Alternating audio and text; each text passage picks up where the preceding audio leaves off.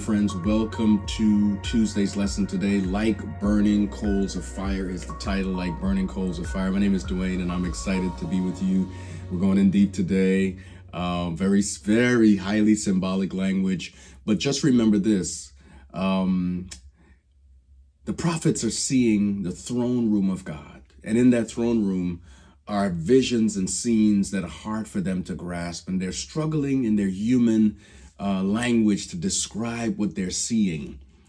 We're symbolically taken in vision with the prophet Ezekiel chapter 1, verses 4 to 14. Ezekiel sees a scene in the throne room of heaven, and he sees these weird beings, these weird looking beings that have four faces, and they have hoofs and they have hands like a man, but they also have wings. It is not until Ezekiel 10, when this vision is explained a little further, that we realize that what Ezekiel is looking at are cherubim. If that word sounds familiar to you, you should remember it from yesterday's lesson. It is those same cherubim, that same name that God placed to guard the east entrance of the Garden of Eden. Cherubim are mentioned also as overlaying the Ark of the Covenant, the mercy seat specifically. They're on either side of the mercy seat, and their wings reach over to touch each other. If you notice something here, that is, cherubim are always mentioned where God is tabernacled, where God's presence is, where God is worshipped.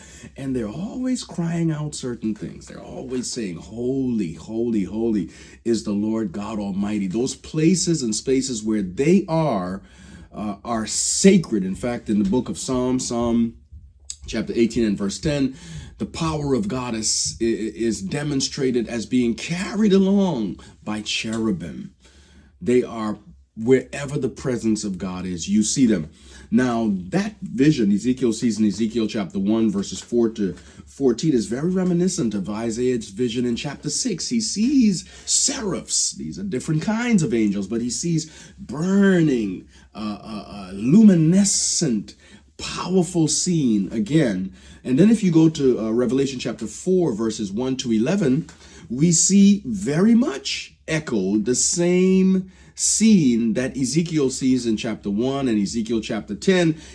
John puts a name to these living creatures. John sees a lion, and he sees an eagle, and he sees an ox, and he sees a man. The facial features, all of which are mentioned also by Ezekiel in Ezekiel chapter 1. What does all of this mean?